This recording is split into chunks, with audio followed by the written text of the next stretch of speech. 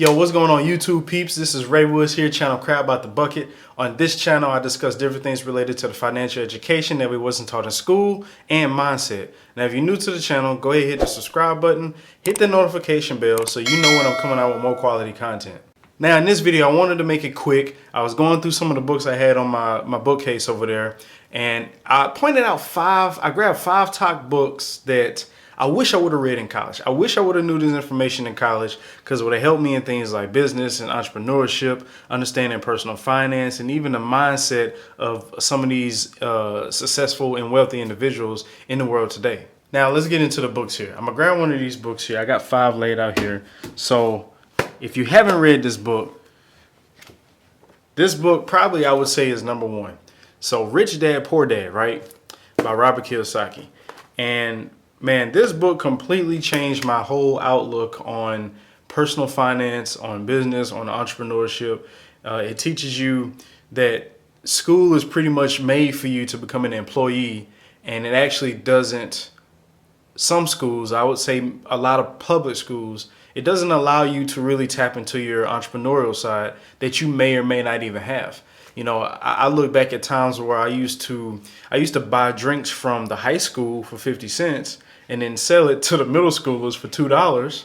That right there is a business move. That right there is something entrepreneurial. Or I used to go to Walmart and purchase, a case of CDs, like 50 CDs for $15. I burned music for people, and I sold the CD for $5 to the people. So that's a huge profit, and that right there is another entrepreneurial move. But what happened to me over time is that kind of started to fade away because of being so indulged in school, being so involved in school, and taking all these different classes through my engineering career. So definitely would recommend, this is one of the top books, is Rich Dad, Poor Dad. Go ahead, grab you a copy of that right there. Another book is also by Robert Kiyosaki, and it's the Cashflow quadrant. Now, he talks about, if you can see there, the EBS and I quadrants. You got employee, big business, investor, and small business owners. And the reason I like this Cashflow quadrant book is because it actually taps into the mindsets of these individual people. And like school does, most people are gonna be taught to go into that E quadrant, but not many people make it over here to this right side to be in the I quadrant. They usually will be an E, and sometimes even people become small business owners, somebody like a doctor or a chiropractor or something like that. They never are able to get over there. And then they also talk about you could be an employee, you could be an investor as well, and do different things and be on multiple sides of the quadrant. But this really points out the mindset of these individuals and how they're able to transition over there to those side of the quadrants that's gonna give you that wealth and that abundance. The next book I would say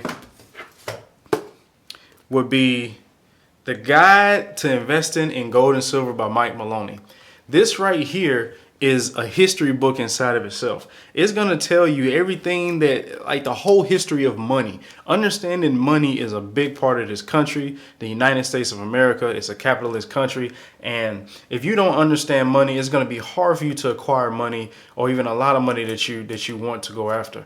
And Gold and Silver talks about everything from when the freaking Babylon age and all the way down to the Greek, how they used to trade money and how we went from the barter system to having gold and silver. And then Nixon took the standard off in 71. And then we started implementing cash, and then we started printing, and then quantitative easing. It gives you a good history lesson on this money thing. And when you understand the history of money, you can actually kind of see the future on where money's going. Now we have this digital currency and Bitcoin, but necessarily you don't want to say, hey, Bitcoin is going to be the number one thing that we go into, but more of the blockchain technology. So you can see how so many years have passed that we've always changed some type of currency. We went from precious metals, and then we went to actual cash. And now I can see this happening, us actually going to something like the blockchain. So this is something good that can give you a look into the future. Another book, which, I would say this is number two, is The Small Consumer for Good Credit, and this is by John Olzheimer. Now, the credit bureaus are against you, okay? They're against you. They're not for you. They are against you, and they only make money whenever your credit score low. But if you're educated about your credit, I mean, this book tells you everything from how many points that your credit is going to go down if you miss a payment to how many points it will go up if you get certain things paid off, if you get certain things removed, or if you get certain things added onto your credit. And credit is a big part of the society. Like some jobs they check your credit to see if you got good credit.